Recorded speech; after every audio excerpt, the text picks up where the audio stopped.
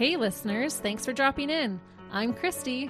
And I'm Melissa, and this is Buried Motives, where we dig deep into the details of some of the most gruesome Dirtbag murderers.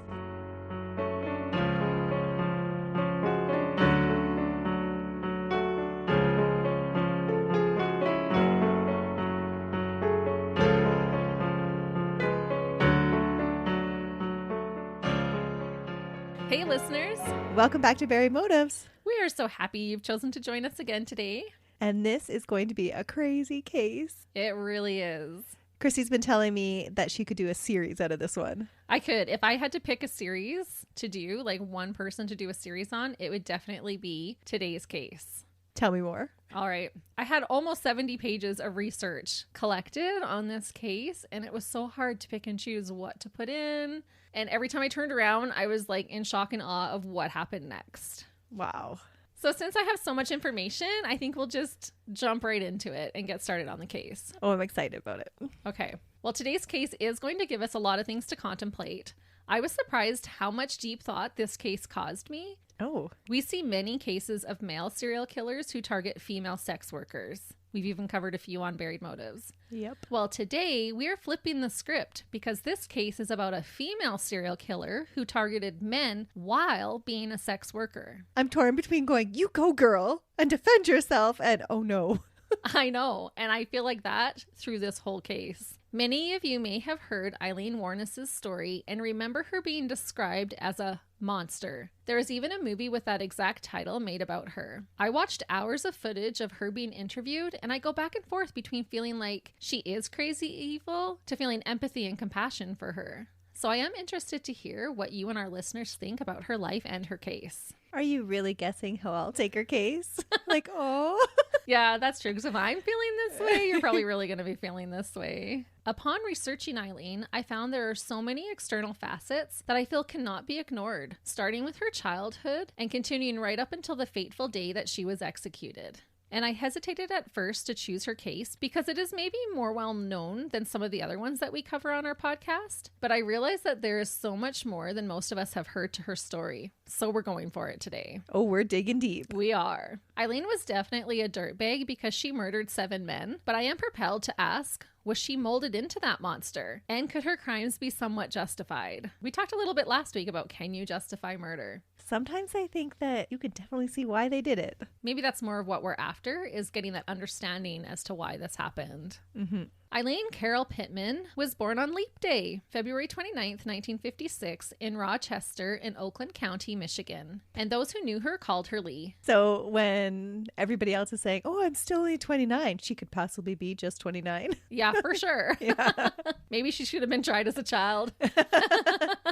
She should have taken that angle. But spoiler, her lawyer sucks. So Oh, that's crappy. Oh, she gets the crappy end of the stick through her entire life. Aw. Yeah. So is she just constantly a victim of circumstance? Or is it more of the choices that she made? What do you think it is? At the beginning, definitely a victim of her circumstances. Okay. For sure. And I think once you get put into that, it's really hard to get out of. It's hard to make different choices. Yeah. Diane Wuornos was her birth mother and was only 17 years old when she had Aileen. Her older brother Keith was born almost exactly a year prior to Aileen being born. Diane had married Eileen's biological father, Leo Pittman, on June 3rd, 1954, when she was only 15. However, she filed for divorce just 2 months before Aileen was born. And if I did my math right, it was by all means a shotgun wedding, or her brother was a honeymoon baby. Oh, it's pretty tight. Yeah. So I'm guessing 1954, it was probably a shotgun wedding. A shotgun wedding. Yeah. Yeah. Right from the start, every single parental figure in Eileen's life would fail her.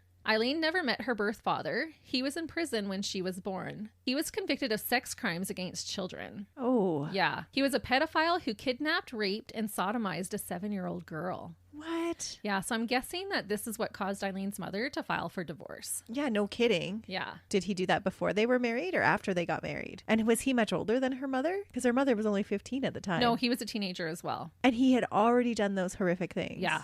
Oh, wow. Yeah, he was a nasty guy. Dirtbag. Mm-hmm. I actually put that in my notes. I call him a disgusting, dirty dirtbag. He was diagnosed as a paranoid schizophrenic and later hung himself in his prison cell on January 30th, 1969. Oh, wow. It was reported that Aileen and her brother Keith were unhappy and cried a lot as children. And when Aileen was almost 4 years old, her mother had had enough. She dropped her 2 children off at her parents' home and abandoned them. She just never returned. Her parents, Lori and Britta Wuornos, had no idea and had not agreed to raising their grandchildren. Oh, no. Yeah, just popped in, hey, mom, dad, and then just left the kids there and never returned. Oh, so from an early age, then all of her attachment figures are gone. And it couldn't have been very nice to just be dropped off and not wanted. Yeah, probably not given any explanation, just left them there and ran. Oh. Her grandparents did, however, step up to the plate and legally adopted both Aileen and Keith on March 18th, 1960, and changed their last names to Wuornos. Sadly, though, Eileen's grandparents or adoptive parents would do an even worse job at raising her than her degenerate biological parents had. What? I'll refer to them as her grandmother and grandfather, though, to avoid confusion, but she did call them mom and dad and was raised that way. By all accounts, they were her parents. She was well aware, though, that they were her grandparents. She Yes. just called them mom and dad instead. Yeah. Okay. But they legally adopted her. They were her mom and dad. But biologically, they were her grandparents. And Okay. so to avoid confusion, I thought I would just refer to them as grandma and grandpa. Both of her grandparents were severe alcoholics. So badly that her grandmother drank herself to death just 10 years after adopting Aileen and Keith. What? She died of liver failure, Oh. which they attributed to the drinking. Mm-hmm. In 1962, at around age 6, Keith and Aileen were setting fires with lighter fluid. And as a result, Aileen suffered some scarring from facial burns. So here's your arson. They were playing with lighter fluid at the age of 6? 6. She was 6, so he would have been 7. Oh. Yeah. Eileen's grandfather started to beat and sexually abuse her at a very young age. She was made to strip naked before a beating, and being the sick dirtbag that he was, he would also allow his friends to have their way with her. What? Yeah. Oh. Yeah, it's terrible. So her dad was a child molester and abuser, Yep. and her grandfather was. Yep. This is her maternal grandfather. Yeah, different sides of the family. Oh. And then he would let his friends come over and have sex and rape her too. And how old was she at this time? She was young, like elementary age. Oh, that's disturbing. By the time Aileen was 11, she had started to engage in sexual activities in school in exchange for things like cigarettes, drugs, and food. Well, I think if that was happening to you, then you would just learn to use it to your advantage at least. Exactly. It was basically her introduction into sex work, and she learned that she could get what she wanted in exchange or in trade of sex. One man from her childhood was interviewed later in court, and he spoke about how he used Aileen for sex during school, but then would act like he didn't know her when in public and would yell mean things to her and call her names. Oh. Also around this time, Aileen started to have sexual experiences with her own brother. What? Yes, and this is only by age 11. No. By 11. So was he using her for sex too, or was she using him? Or was it that I think it was just a consensual thing. because they were the only ones that they could rely on each other for? Maybe. Oh. So her relationship with sex has been skewed from a very young age. She's still a baby at 11. Yeah. During junior high school, Aileen began exhibiting hearing loss, vision problems, and trouble in school. Her IQ is determined to be 81, placing her in the below average range. School officials urged that Aileen receive counseling and try to improve her behavior by administering a mild tranquilizer. Oh.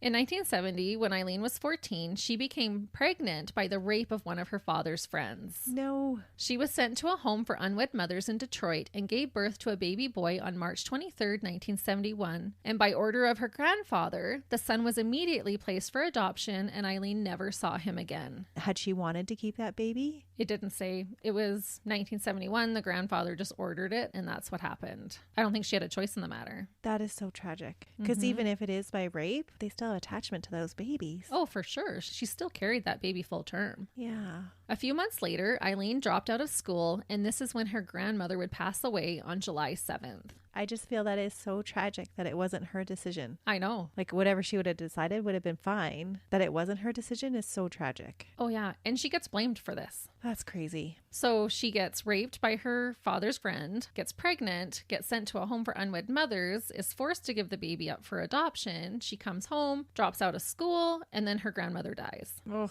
And was her grandmother a protective figure at all? Her grandmother was a very severe alcoholic, so she probably wasn't there to help her out that much, to be honest. Her grandfather was angry after his wife died, and he threw Aileen out of the house. She said that he blamed her for his wife's death, saying it was the stress that Aileen caused by getting pregnant. And I thought, what the actual heck? It's his fault she got pregnant. Yeah. But now he's going to blame her. And now he's put on this teenaged girl that it is your fault that your grandmother died. You caused her this stress by getting pregnant and kicked her literally out of the house. Meanwhile, it was me that was letting my friends rape you. Right. I read a document that said her grandfather eventually also committed suicide, so I assume Aileen likely never saw him again. Now homeless, Aileen lived the next 2 years in the woods near her home, even in the cold winter months. And from what I could research, it can get as low as minus 10 degrees Celsius in the winter in Michigan. Oh, wow. Yeah, so for 2 years. Like, she didn't go far. She was in the woods close to where her grandfather and brother were living, but she was not allowed in the house. And so did her brother help her during this time? There's no reports of that. Oh. She earned money by sleeping with men, and sometimes that would get her a warm hotel room for the night where she could shower. So she essentially started her steady career as a sex worker before the tender age of 16. But I'm sure in those circumstances that it seemed worth it to just have a roof over your head and to be warm for a night. Yeah, and to eat. Yeah. She did it literally to survive. About being a sex worker, Aileen later said, quote, "People always look down their noses at hookers. Never give you a chance because they think you took the easy way out. When no one would imagine the willpower it took to do what we do. Walk the streets night after night, taking the hits and still getting back up." Oh, wow. I watched a few documentaries involving Aileen Wuornos. Two of the more well-known ones were interviews conducted by Nick Broomfield. In one of these interviews, Aileen talks about how if she had a normal childhood, she would have lived a totally different life and could have been a success. She said to Nick Broomfield, quote, "I would have become more than likely an outstanding citizen of America, who would have either been an archaeologist, a paramedic, a police officer, a fire department gal, or an undercover worker for the DEA, or a missionary." Oh, wow. Nick then asks her to recall when the happiest time of her life was, and she responded, quote, "I've been through so much hell, I can't even think of something." She couldn't think of one single time that she had been happy. Not one time in her life that she felt joy or happiness. Not even when she was Nope. committing arson. No, she got her face burned from that. Oh, that's right. Nothing went Okay. right for poor Aileen. So it does make me wonder, look at how much loss and abuse she had endured just in her first 16 years of life. Could her life have turned out differently if she had love and support? And I think yes. Oh, for sure. Yeah, but we will revisit this question after you hear the full case. Okay. Aileen, not unlike other serial killers we cover, gained a lengthy criminal record before she escalated into murdering men. I'll go over a bit of what happens chronologically before we reach her first murder in 1989. May of 1974, she is using the alias Sandra Kretsch and was jailed in Jefferson County, Colorado for disorderly conduct, drunk driving, firing a .22 caliber pistol from a moving vehicle, and failure to appear in court. Oh, what was she shooting at? I don't know. Oh, But wow. she was in a moving vehicle and firing it out the window. Maybe someone cut her off. I'm not sure. July 13th, 1976, she chucks a billiards ball at a bartender's head in Antrim County and is arrested for assault and disturbing the peace.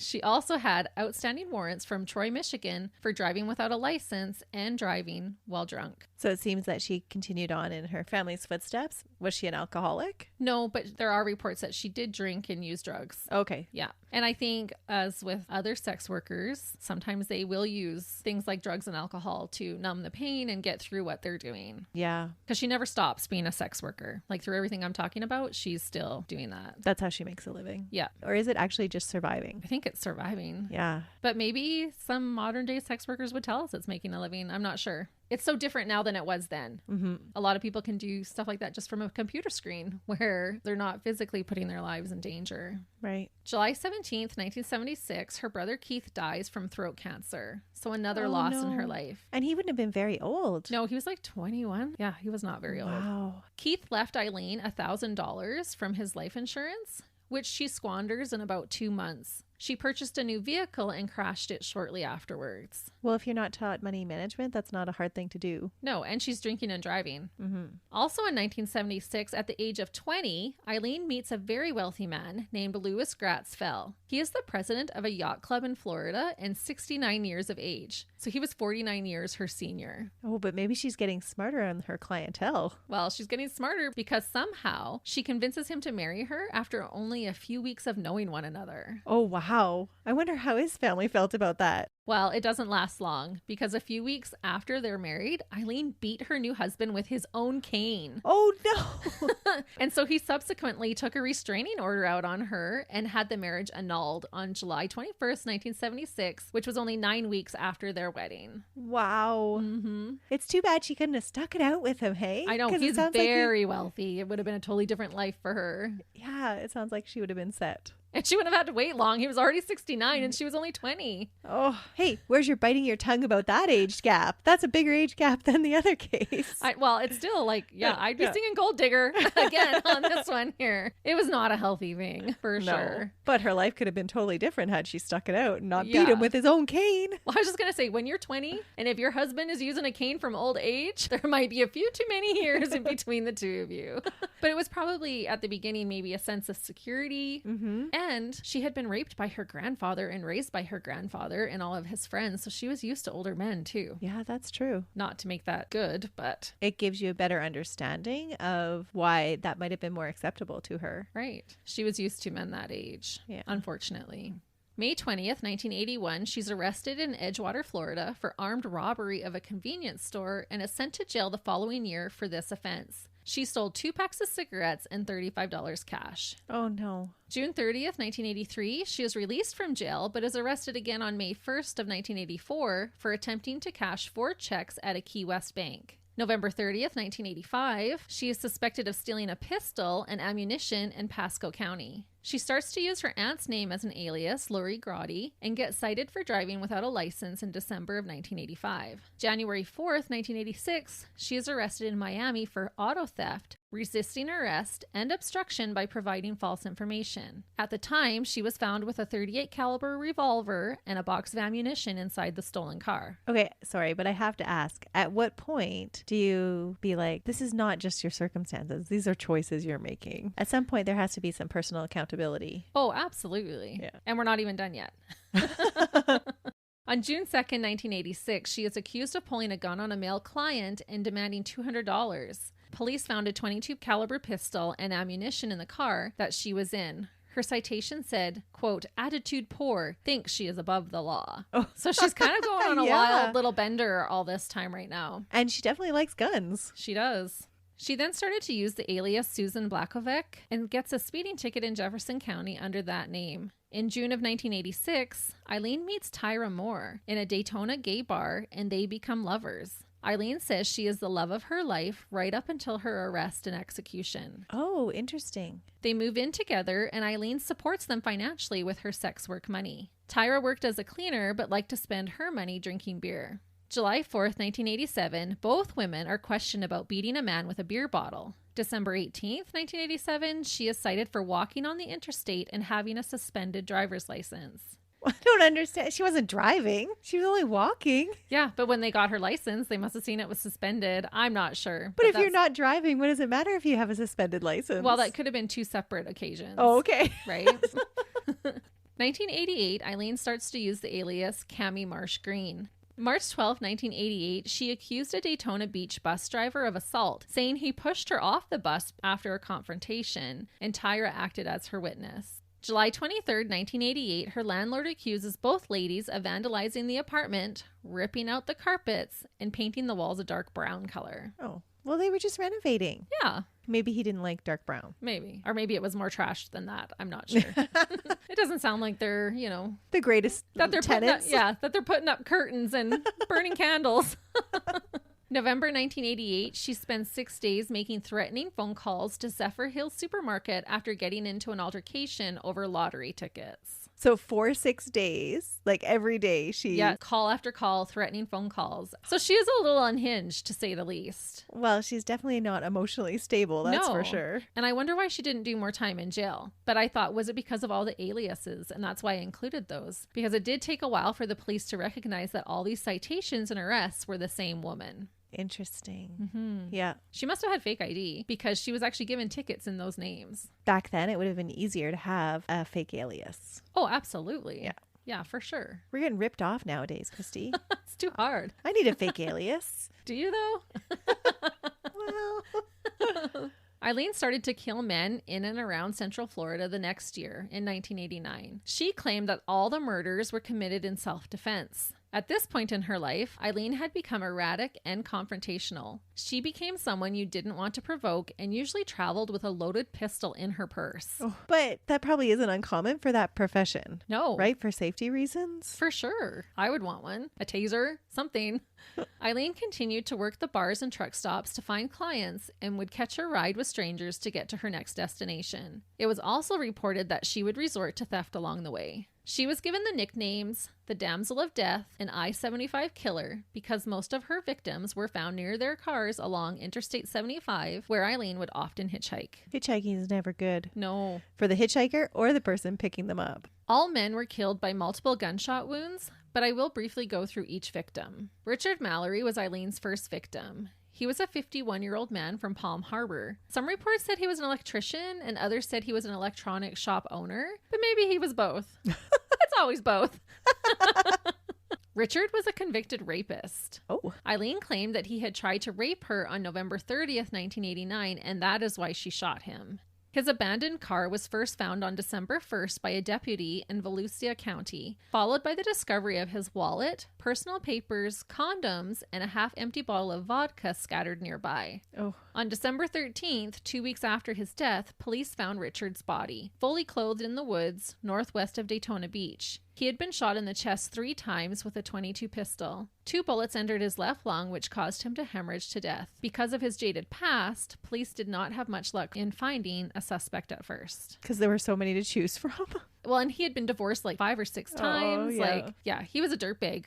I mean, honestly, you don't want to speak ill of the dead, but he was. We tell the truth here, Barry That's Motives. right. We call it like we see it. Victim number 2 was 43-year-old David Spears, a construction worker. He was found on June 1st, 1990, just over 6 months after the first victim. His body was found in the woods 40 miles north of Tampa. The only thing he was wearing was a baseball cap. Ooh. He had been shot 6 times in the torso with a .22 and had to be identified by his dental records. He had gone missing on May 19th. He had planned to visit his ex-wife that afternoon, and that is how authorities knew he went missing that day. So what was wrong with his face that they couldn't identify him just because he had been in the woods that long? I guess so. Okay. In the hot Florida weather. Yeah, I guess. Okay. It's not Canada. Yeah, it's in May, Florida. Maybe it was hot, humid. Yeah. Maybe animals had got to him. I'm not sure. That's a disturbing idea. Yeah, but it was definitely dental records that identified him. And his boss was actually the one to discover David's truck abandoned along the I-75 about a week after his death, but before the body was discovered. So I thought that was kind of a random fact. His boss drove by and noticed his truck there. That is interesting. So he just recognized it. Yeah.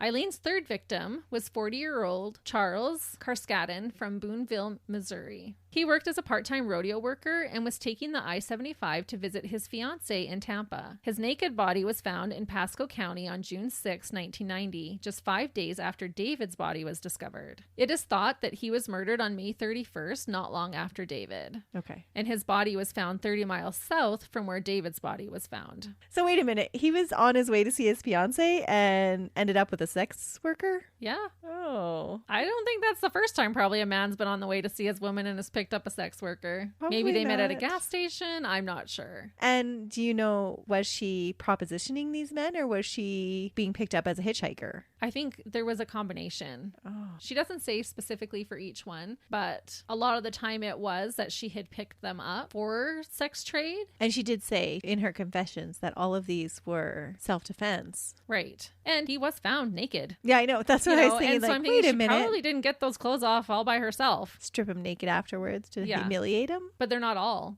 Some have clothes on, some don't. One guy only has his socks, one guy had his hat on, so I think it's unlikely that she rid them of their clothing. There were 9 small caliber bullets found in his lower chest and upper abdomen area. Police discovered Charles's car the next day in Marion County, and a .45 automatic and other personal items were reported missing from his car. Police were now suspecting that they had a serial killer on their hands. Takes 3, remember? Yep. The day after Charles's body was found, Aileen killed her 4th victim, 65-year-old Peter Seams. He was a merchant seaman who had become a missionary. His body was never found, although police suspected that his body was dumped in a swamp near the I-95 north of Jacksonville. Ooh, with all the alligators? Yeah, that's probably why they never did find it. Oh, That was my first thought too. creepy.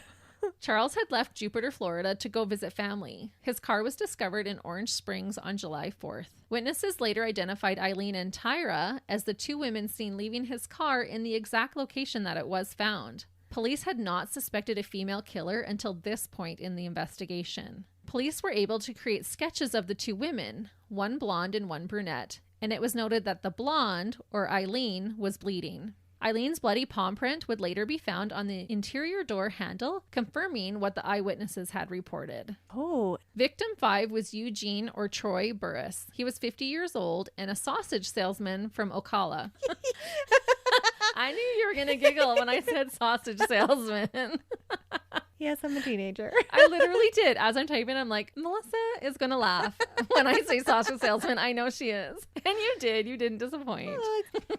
Yes, indeed. All the funny things we laugh at here at Buried Motives.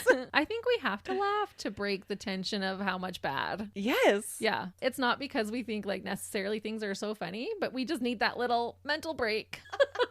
No. It was reported that he left the sausage factory to make his normal deliveries on July 30th and never returned. He was reported missing on July 31st, and his van was found a few hours later. His body was found August 4th in a wooded area along State Road 19 in Marion County. Despite the large amount of decomposition, evidence showed that he had been shot twice with a .22 caliber pistol, once in the chest and once in the back. Oh, so maybe he was running away. Yeah, that was my thought too. She doesn't like to change up her weapon though, hey? No, just different calibers. Yeah. His credit cards, clipboard, business receipts, and an empty cash bag from a local bank were found nearby.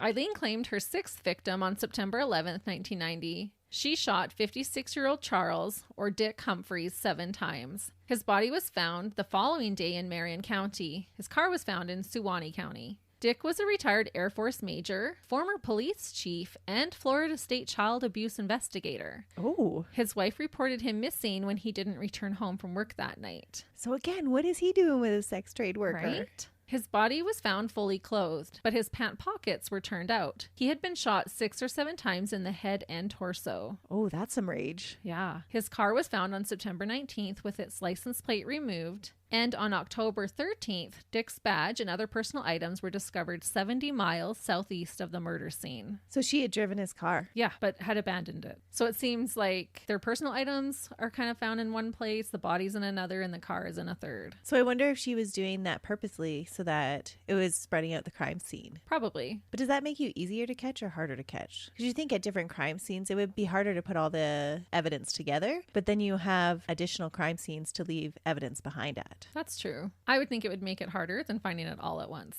You can put a puzzle together when it's all in the box rather than having to look for all the pieces. That's true. But who knows? The 7th and final known victim of Aileen Wuornos' was a 60-year-old man named Walter Antonio. He was a truck driver from Merritt Island who doubled as a reserve police officer for Brevard County. He had been shot 3 times in the back and once in the head. His nearly nude remains, he was the one only wearing socks, were found near a remote logging road in Dixie County on November 19th, 1990, just over a year from when she killed her first victim, Richard Mallory. His car was located 5 days later in Brevard County. Police determined that his gold ring, his badge, nightstick, handcuffs, and flashlight had been stolen. Aileen claimed that Walter used his badge to try and coerce her into letting him rape her, saying he would arrest her if she didn't have sex with him for free. Oh. With pressure from local journalists, police finally went public on November 3rd with the suspect's sketches that they had earlier created. And they were made in July, so I'm not sure why they didn't release them sooner. Aileen later commented that the police knew what she was doing all along and let her do it to keep cleaning up the streets. That was her viewpoint of it. Because she said, I was sloppy. I left handprints. I left DNA. Like she just said, they knew what I was doing and didn't stop me because I was doing them a favor. So that's why she continued. Yeah, because she said it was all in self-defense. These were all men who had it coming. They were all rapists in her eyes. After releasing the composites, police had 4 separate calls identifying the 2 women in the sketches as Aileen Wuornos, or as one of her aliases, and Ty or Tyra Moore, her girlfriend that she's been with. So does it ever say how many of the murders that Tyra took part in too? Tyra claims that she was not involved in any of the murders. But yet witnesses put her in the crime scene in the case of that one car. But that was not at the crime scene. She was just seen leaving the car abandoned. Aileen could have come home with this car and then could have dropped it off together. She could have thought she just had stolen the car. Right. But Aileen, she doesn't look like a very big girl. She's not. And so to overpower these men? Well, that's what she uses the gun for. That's why probably that's her choice of weapon. How else could she? Yeah, I guess she just waits until they're in a vulnerable position. Right. Or once a struggle ensues, that's what she goes for. Yeah. She looks like such a small person that maybe she needed help to overcome these men. Right. And it seems like, sorry, correct me if I'm wrong, but I was listening to their ages and they're all older men, except for the one with the fiance. Yeah, they're 40, 50, 60. Yeah. So I wonder if she was targeting those men, particularly because it was older men that had raped her when she was a child. Could be. Because when she was a child, they would be more closer to those ages too. Yeah. But I don't know if she targeted these men, if she picked out which ones she was going to kill, or if as soon as she got into trouble, then she killed them. And it was just opportunity. Yeah.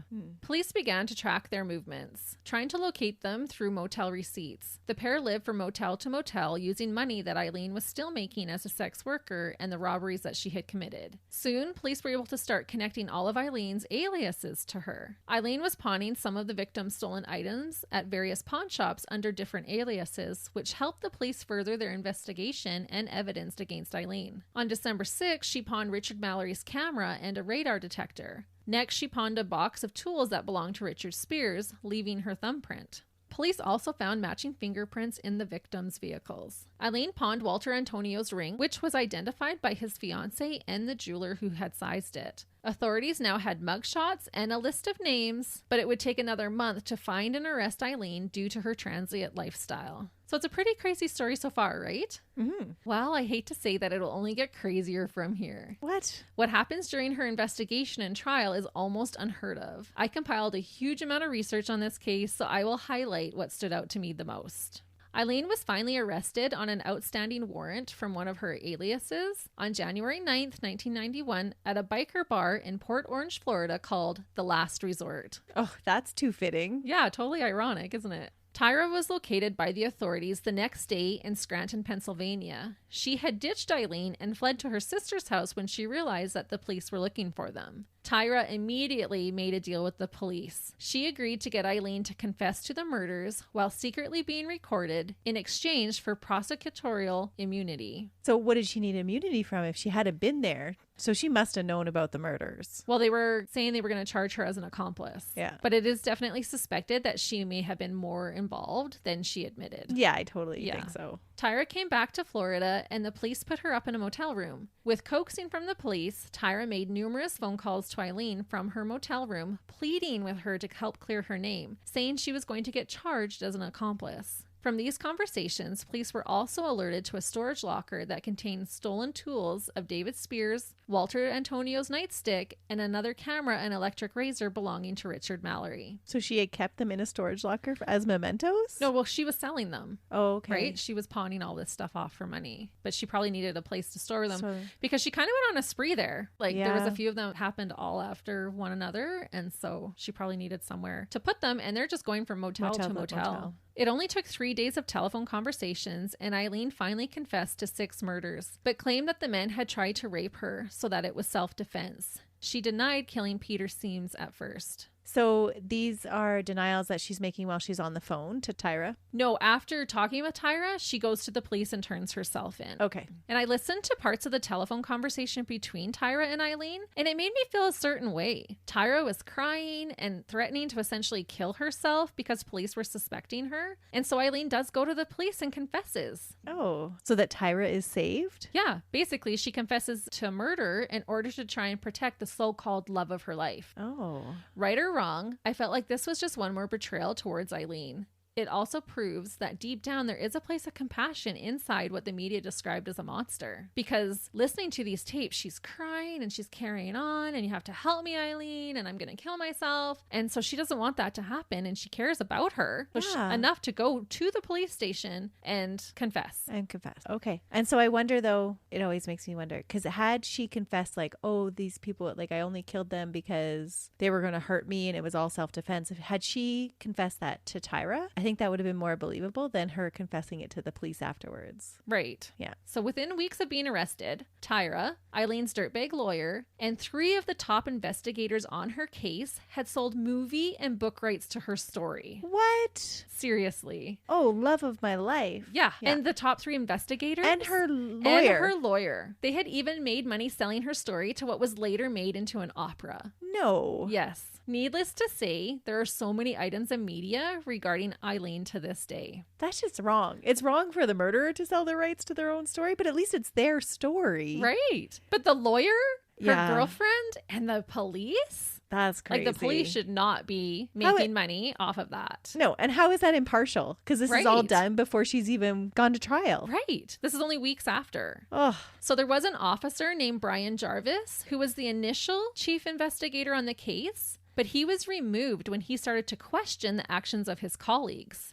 And later he reported that his house had been broken into, vandalized, and the records that he had in his home regarding the case were stolen. And he also had received threats against his family. Because he was going to tell other people about other investigators. Yeah. That's so wrong. When openly discovered, the officers involved with the movie and book deals were made to resign from their positions. And sometime later, her lawyer was investigated, at which point she received a new lawyer. But that's down the line. So you ready for things to get a little more bizarre? What? Because this next part is wild. It's almost laughable because it's so crazy. A born-again Christian lady named Arlene Prawl saw Aileen being interviewed on TV, and she said that when she looked into her eyes, God told her to adopt Aileen Wuornos. What? Arlene was 44 and Aileen was 35 at the time. So they're more like peers than like mother-daughter age. She can't just adopt an adult. Well, she does. What? She started off by mailing Aileen a letter saying that Jesus told her to write to her. And then Arlene and her rancher husband legally did adopt Aileen on November 21st, 1991. Aileen believed that she would go live with them and help them on the ranch where they raised wolves after she was released from prison. That is so weird. Isn't that weird? It would not take long, though, before they hired Eileen's lawyer as their agent and were also trying to make money on doing interviews about Aileen. Oh, so they were the wolves in sheep's clothing. Exactly. Ugh. Yes. Arlene went across the country doing interviews on tabloid talk shows. To say, oh, this is my daughter that has done this? Yeah. Even though she didn't even know her? Yeah. And she did this before the first trial started. So wrong. It is so wrong. And just God told me to do this. But she's so shady. Like when you watch all the interviews with her, so shady. When Nick Broomfield wanted to interview Aileen for his documentary, they told him it would cost $25,000. But then they ended up settling on $10,000. She said Aileen would get some of the money, but I'm not sure if she did. And Nick mentions that the Son of Sam law that prohibited people from profiting off their crimes in Florida was no longer in effect at that time. So That's so crazy. Yeah, so Aileen very well could have gotten money from these book deals and those things as well. Right. Isn't that wild, though? Because she looks like the same age as Aileen. Because Aileen has lived a hard life. Yeah. So she looks like the same age as this lady. Well, I don't think I've ever known that to happen, that you adopt an adult. Yeah, when you're 44, that you can adopt a 35-year-old. And what makes it all the more sadder or more disturbing is that Aileen lacked these people that took care of her. And so she was probably just wanting somebody to take care of her. So even as an adult, you would still crave that relationship of somebody that wanted to look after you. Right. And these people just totally betrayed her. Yeah, they did it to use and exploit her, basically. That's where I mean, like, every single parental figure in her life lets her down. Everyone. And Aileen is a religious woman. And so when this other lady says to her, God told me to adopt you, you know, she's like, okay. She's a religious woman that kills people? Yeah. Okay. She's not the first. It's true. There's a lot of religious people that kill people. Yep, there are. People start wars over religion, Melissa. It's true. A year after her arrest, Eileen's first trial for the murder of Richard Mallory began on January 13th, 1992. Her soulmate, Tyra, testified against her and denied knowing about Eileen's crimes. She said Aileen finally confessed near the end, while they were in a motel room, that she had murdered a man that day. Eileen said with a smile on her face that she still loves Tyra. Eileen didn't think that Tyra had betrayed her? She knew that she had, but she says, I still love her. Oh. She's still the love of my life. I mean, really, she went and confessed for her. Yeah. Right? She's sitting in prison for her. She's and gonna now the die person is for testifying against her. Yeah, to save her own butt. True love. Yeah. But, okay, let's examine this though from Tyra's point of view. If you found out that your spouse had just killed people, would you turn them in or would you go to jail for them because of true love? I honestly don't believe that Tyra's hands are clean. Yeah, I don't think so either. Yeah. So that's a little bit different. I mean, they're living a criminal lifestyle. They're dropping off this car that has blood in it. Oh, I didn't notice the handprint. Yeah, Aileen has blood on her. How much can you really say you didn't know? And that was definitely long before the last one. That was like in the middle. Yeah. Eileen was the only witness to take the stand in her own defense. Her lawyer, Steve Glasser, didn't seem to do his job at all. He got his money, including for the movie rights and interviews, and that was all he seemed to worry about. She still has the original lawyer now For during this the first trial? For this first trial, yeah. Oh, no. He encouraged her to confess to all the murders without trying to get her any deals. Oh, of course, because that's going to get him the better story. Right? On January 24th, Aileen gave a very detailed account of how Richard Mallory violently raped and tortured her. Among other things, she said he violently raped her both vaginally and anally, and then cleaned the blood off of his penis with rubbing alcohol, and then squirted it into her torn and bloody rectum and vagina. And she goes into like so much more details, and it's crazy. It's terrible what she says this man did to her. Once he threatened her life, Aileen got a hold of her pistol and shot him dead. And I have to say that I think I believe her on this one. He was a convicted rapist, although there wasn't any hard evidence to support those claims yet, and the prosecution painted him as a decent citizen. Her story was horrific and seems so plausible when you listen to it that if it's a lie, she is an amazing storyteller. Oh. And I wonder if this one was completely self-defense, but then opened a gateway to the future murders, prompting her to kill as soon as she felt any threat. Yeah. That's kind of what I'm thinking. Well, you strike first before you're hurt. Right, because she got it good in this one. Mm-hmm. Can you imagine how that would feel to have No. alcohol? Ugh. No, and even because like the way she's describing it, she says he had it in an old Visine bottle. And I just feel like, why would she make up something about the Visine bottle? You know what I mean? Like There's just too her many details. Yeah.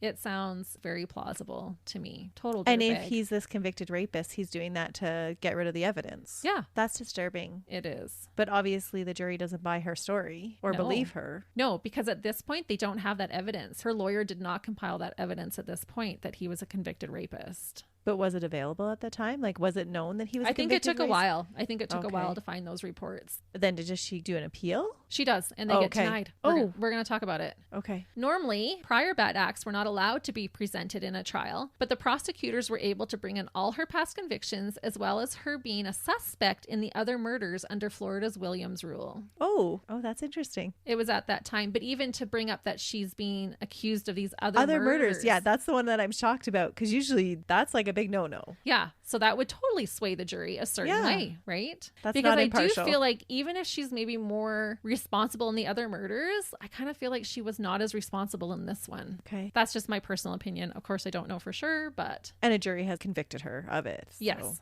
During Eileen's taped confession regarding killing Richard, she states more than 60 times that she killed him in self-defense. But each and every one of those were removed from the tape before the jury was allowed to watch it. That is wrong. Right? Wow. How is that not skewing the evidence? Exactly. So on January 27th, 1992, it took the jury only 90 minutes to unanimously decide that Aileen Wuornos was guilty of first-degree murder of Richard Mallory. 4 days later, she was given the sentence of death. There is video of Aileen when she hears the verdict, and she starts to yell that she was raped and that she hopes that the jury members get raped for convicting her. She calls them the scumbags of America. Wow. She also told the judge and the jury that she, quote, will be up in heaven while y'all rot in hell. She has no emotional regulation. No, and she's yelling out in there like, you're sending a woman who got raped to death. Yeah. Which shouldn't happen if it is self-defense. No. Right? That's crazy.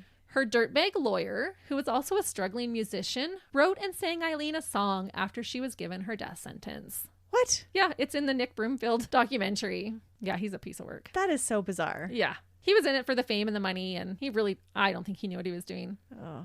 Aileen was diagnosed by multiple psychiatrists, and they all agreed that she was mentally unstable and suffered from borderline personality disorder and antisocial personality disorder. Dr. Elizabeth McMahon, a psychiatrist who saw Aileen for some time, said that she had the emotional maturity of a 3-year-old and that the rape by Richard Mallory pushed her over the edge. Well, I think we can all draw that conclusion for how many emotional outbursts she had. For sure. It's like temper tantrums. Yeah. And we have to remember she was raped by multiple men since she was a young girl. Dr. McMahon felt that this one just put her over the edge. It was that straw that broke the camel's back, basically. It does make you wonder, though, what happened with that one? If she had been raped so many times, what made this one so much more different? It did sound especially violent. And everyone does have a breaking point. Yeah. Right? And sometimes it's not the worst thing that puts you over the edge. No. Regardless of her mental state, by February of 1993, Aileen had officially confessed to all the murders and was eventually given the sentence of 6 death penalties for the first-degree murder of all of the men except for Peter Sims, since his body was never found. So she would basically confess and then be given a death sentence for each man, but for time, I didn't include all of the individual dates of occurrences. There's a lot of debate still on what Aileen's mental competency was and if she was fit to stand trial and legally fit to be given a death sentence. There was a lot of them had only interviewed her for about 15 minutes before they said, yep, she's competent. Aileen said, quote, "I killed those men, robbed them as cold as ice, and I'd do it again too. There's no chance in keeping me alive or anything because I'd kill again. I have hate crawling through my system. I'm so sick of hearing this. She's crazy stuff. I've been evaluated so many times. I'm competent, sane, and I'm trying to tell the truth. I'm one who seriously hates human life and would kill again." Well, that's hard to say that she's not competent to stand trial then if she's making statements like that. Right. And I can totally see why people then call her a monster. Right. Because that's a pretty harsh statement. Well, she really doesn't feel any remorse. She feels like those men deserve to die. Yeah. And in her eyes, she believes that. So yeah, after a statement like that, I feel bad for what happened to her during her life, but I'm like, oh, that's an interesting statement to make. And that is. Kind of screams dirtbag to me. It does, yeah. But she goes back and forth, and near the end here, we'll talk a little bit about why she says some of the things that she does.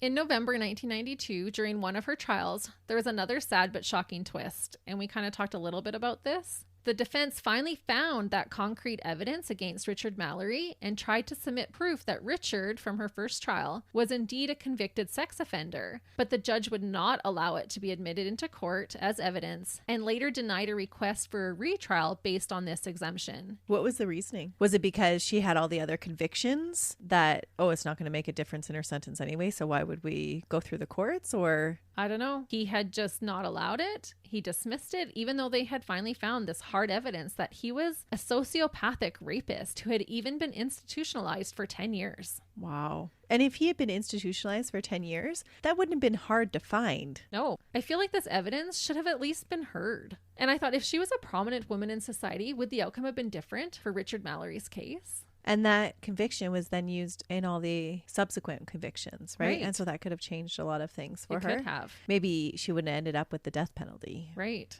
When questioned about how she could come across that many men trying to rape her in 1 year, Aileen remarks that these men are really a small percentage of the men she has to come in contact with in her line of work. And I found one study of a group of sex workers that said that they were raped on average 33 times per year. What? So could this have very well been true? And could it have been possible that Aileen had just finally reached her breaking point and was not going to take any more abuse after decades of sex work and being raped? So she was fine being a sex trade worker, but if they tried to rape her, then no, she was going to... Then she was enraged. Because the whole time she was killing, she was still continuing with her sex She was. trade. Yeah. But I thought, what a sad statistic. 33 times a year, the average sex trade worker will get raped. That is a crazy statistic. And I don't know what area that was, but kind of shocking. So it is plausible that she could have been raped 7 times that year. Yeah. Throughout Aileen's many court proceedings, she does change her story, going back and forth between killing all the men on the grounds of self-defense to only a couple of them trying to rape her to saying that she killed them all in cold blood.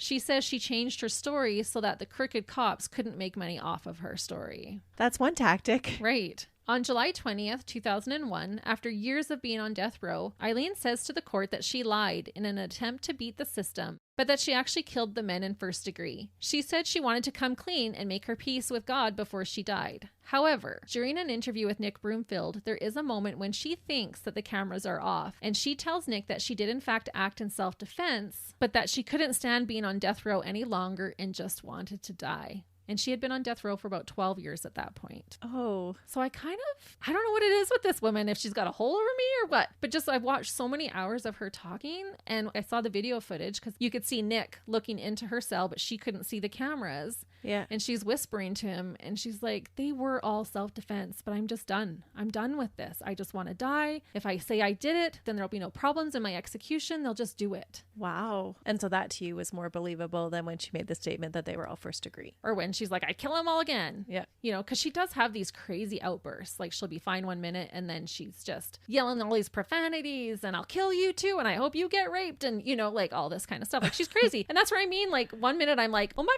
gosh, she is terrifyingly evil. And then the next minute I'm like, was she really just done that bad? And we don't know. Did all of those men attempt to rape her? Well, you don't know. They could have. Mm-hmm. And if they did, should she have been treated the way that she was and not even given the fair trial that she should have? I don't know. I could talk for hours about this case because I'm still not decided. I also wanted to point out, though, that no other serial killer at this point had claimed self-defense. Most stalker hunt their victims and do not kill out of fear. A few other controversial thoughts regarding this case is some believe that Aileen was treated different because she was considered lesbian, even though she didn't call herself one. But apparently, 80% of women on death row in Florida at the time were lesbian. Oh, interesting. There is also concern about how much harsher the penalty generally is for women who murder men versus men who murder women. A study by the National Coalition Against Domestic Violence found that men who killed their wives or girlfriends served an average of 2 to 6 years, while women who killed their male partners served an average of 15 years. Oh, that is a big difference. Right? Another crazy fact that I thought kind of fit with this is that Ted Bundy, who killed over 30 women in Florida, had offers from several well-known private criminal attorneys to defend him pro bono, and all Aileen was offered was a crooked public defender who didn't know what he was doing. And do you think that there was all those lawyers that offered to cover Ted Bundy's case because they wanted the rights to do the exact same thing that Aileen's lawyer did to sell the rights to it later? Well, no one was lining up to offer her pro bono coverage. Yeah. And was it because she was a woman, because she was viewed as lesbian, and because she was a sex worker? Yeah. I think all of those things worked against her in that. And I'm not saying at all that Aileen should have gotten away with murder or that even all her victims tried to rape her. But like I said in the beginning, I feel some sort of way towards what happened to her prior to her killing spree, as well as how she is treated afterwards. It's so interesting how we view the murderer actually changes their punishment, right? Because if we look at last week's case and we were talking about Gypsy Rose, and she confessed to having a part in that murder, but because she was viewed as the victim of the story, she was given a lesser sentence because she was victimized. And it seems like Aileen was no less victimized in her childhood. She was probably more so victimized. Yeah. And she wasn't getting trips to Disneyland, that's for sure. No, and she's described as a monster. Yeah, it's interesting how we view one murderer as more deserving of compassion than another. And I feel like Aileen did not get any compassion. No. Anywhere in her life. But then, should we be doling out compassion to dirtbags? Because she did still murder all those men. She did. And brutally. Yeah, and some of them in the back. So I don't know if that's overkill. They were trying to run away. In jail, Aileen continued to take a downward spiral. She accused the prison staff of abusing her. She thought they were using sonic pressure to torture her and poisoning or tainting her food. She thought they were trying to drive her to kill herself. Regarding her allegations, Aileen's attorney stated that, quote, Ms. Wuornos really just wants to have proper treatment, humane treatment, until the day she's executed. And, quote, if the allegations don't have any truth to them, she's clearly delusional. She believes what she has written. And I thought, this is so true. She seems crazy, yet somehow convincing regarding certain things when you watch the video footage of her. Oh, interesting. As fate would have it, Aileen was eventually put to death at 9:47 a.m. by lethal injection on October 9th, 2002. Nick Broomfield was able to interview her the day prior to her execution, and she was smiling as she usually was and said she was ready. When Nick tried to ask her about if she really killed in cold blood or self-defense, Aileen got up in arms. She said, you sabotaged my butt, society and the cops and the system. A raped woman got executed and was used for books and movies and that crap. Her final words in the on-camera interview were, "Thanks a lot, society, for railroading my butt." And then she flipped the bird as she was escorted out of the room. Oh, wow. But she did that for camera, knowing the camera was rolling. She was. Yeah. And in fact, Nick Broomfield later met with Don Botkins, who was a childhood friend of Wuornos's, who told him, quote, "She's sorry, Nick. She didn't give you the finger. She gave the media the finger and then the attorneys the finger. And she knew if she said much more, it could make a difference on her execution tomorrow. So she just decided not to." So how did he get that information, though? Her friend was able to spend time with her before she was executed, Oh, like for her okay. last meal and that kind of stuff. And Aileen made a point of asking her friend Dawn, "Tell Nick I'm sorry. That wasn't towards him. Yeah. And I needed to portray that way so that my execution would go forward." Wow. Yeah, so her wanting to apologize to Nick and care about him thinking that she gave him the finger, like as her last thing, Yeah. again shows feeling and compassion on her part. Even though she never seemed to show true remorse for her actions, she was wanting to make sure that Nick didn't think that she was flipping him the bird. So it doesn't seem like she was a psychopath. No. But like I said, she did not show remorse for her actions in killing those men. In fact, she once said that the victims' families owed her an apology and not the other way around. Ooh. Them some strong words. Yeah. That's an interesting stance to take. But if they all did rape her, Yeah. I'm just so torn. It is widely believed that Aileen denied a last meal and instead asked for a cup of coffee. However, her friend said in an interview, the one that was talking with Nick, that she had KFC chicken and fries and that she could have whatever she wanted up to the cost of $20. Aileen denied a visit from a priest before her execution, but reportedly knelt to pray for her victims because maybe they were too evil for God to take. When asked if she had any final words, she said, quote, "Yes, I would just like to say I'm sailing with the Rock, and I'll be back like Independence Day, with Jesus, June 6th, like the movie. Big mothership and all, I'll be back. I'll be back." What? Yeah, I don't understand it either, but those were her final words before being put to death. I don't even know where to go from that. Listeners, you can take your own take on that one. But she wasn't crazy. They all said she was fit to be executed. Aileen Wuornos was the 10th woman in the United States to be executed since the Supreme Court lifted the ban on capital punishment in 1976, and she was the second woman ever executed in Florida. After her death, her body was cremated, and her ashes were spread beneath a tree by her friend Dawn. Aileen requested that the song Carnival by Natalie Merchant be played at her funeral. I listened to it, and it is almost eerie how fitting this song is for her life. Oh, really? Yeah, it's a good song. Natalie Merchant, the song artist, commented on this when asked why her song was played during the credits of the documentary Aileen, Life and Death of a Serial Killer, the one that Nick Broomfield had made. Yeah. She said, quote, "When director Nick Broomfield sent a working edit of the film, I was so disturbed by the subject matter that I couldn't even watch it. Aileen Wuornos led a torturing life that is beyond my worst nightmares. It wasn't until I was told that Aileen spent many hours listening to my album Tiger Lily while on death row and requested Carnival be played at her funeral that I gave my permission for the use of the song. It's very odd to think of the places my music can go once it leaves my hands. If it gave her some solace, I have to be grateful." I'm looking at the lyrics now, and it actually does seem really fitting for her life. It does. Yeah. When we're done recording, we'll play so you can hear the Okay. music. It just totally goes. Nick Broomfield, who spent the most time interviewing Aileen, later stated, quote, "I think this anger developed inside her, and she was working as a prostitute. I think she had a lot of awful encounters on the roads, and I think this anger just spilled out from inside her and finally exploded into incredible violence. This was her way of surviving. I think Aileen really believed that she had killed in self-defense. I think someone who's deeply psychotic can't really tell the difference between something that is life-threatening and something that is a minor disagreement. That you could say something that she didn't agree with. She would get into a screaming black temper about it, and I think that's what caused these things to happen. And at the same time, when she wasn't in those extreme moods, there was an incredible humanity to her." So I agree so much with this statement. And I think that's why I go back and forth, because you can see the humanity in her, but you can also see that blacked out temper rage.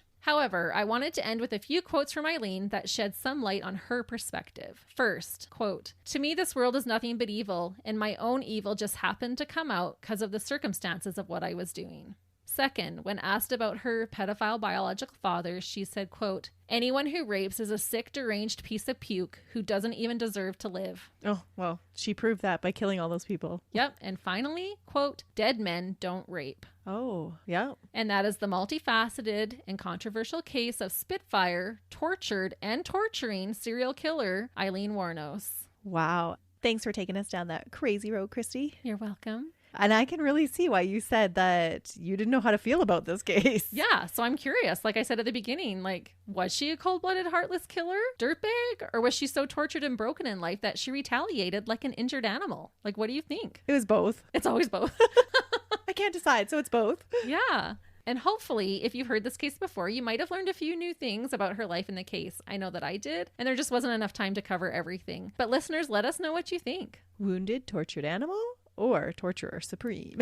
Yeah, I'm so torn. It's just such a bizarre case. It really is. And she was just painted in the media as one way. Like every time I've heard her story, she's just this crazy monster who murdered all these men. But I always am mindful of the fact that sometimes when we dig deep into these murderers' cases and we come up with theories or rationales about why maybe they killed, that will be taken as a justification. That's not the case at all. Oh, no, not at all. But like what she did was wrong. Absolutely. But you can totally see from her history about why she would be so angry at anybody that would rape because of what happened to her in her past. And if she believed that those men were raping her, whether they did or not, like, because we don't know. No. That she would feel totally justified to kill them in return. Yeah, there's so much to think about. And yeah, we are never saying that we agree with murder. I'm not trying to say she shouldn't have gone to jail or been held responsible, but she had no one to trust. She had nowhere to go. She couldn't really go to the police. She had a long rap sheet. Were they going to believe her? No. Aileen has had to live a tough life. Yeah. She has been this firecracker of a woman who has had to lash out almost before people lash out to her. But there's a reason, it sounds like, in her past why that's the case, is that she didn't learn emotional regulation as a child. No, she was abandoned as a child and then beaten and raped. So there's a reason why she's that volatile. Right. Yeah, volatile is a good word for her. But usually I feel one way or the other, and I am so torn on this case. It is, and you're taking more my stance. So that's usually how I feel at every case. I'm like, oh, but what about this? Should we have compassion for them for this? Oh, but they're a dirtbag on this. And I know. And then you're like, nope, they're dirtbag all the way. That is usually my stance, for sure. And even like when seeing video footage of them, it reiterates that to me. Like, nope, dirtbag, nuh-uh, fry him. You know, no, I'm not saying fry him, but you know what I mean? I'm joking when I say that. But yeah, I just felt so sad for her and the life that she lived. And I don't know how it could have turned out much different. Well, and to not be able to recall one happy memory out of your whole life. Not one. And I don't think she was being dramatic because she's not that type of person. She just says what she thinks. And I really feel like she believed that she could not recall one happy time in her life. That is crazy. Mm-hmm. Such a sad and disturbing case. Yeah. But don't worry, we have a blooper reel coming up for you to try and leave you with a smile on your face. We don't do those on purpose, by the way. It's just us being us. But we hope you enjoy them and that they lighten up your day a little bit. Yeah. And we hope that you have a wonderful week and join us again next week when Melissa will have another case for us. Thanks for joining us. See ya. Bye.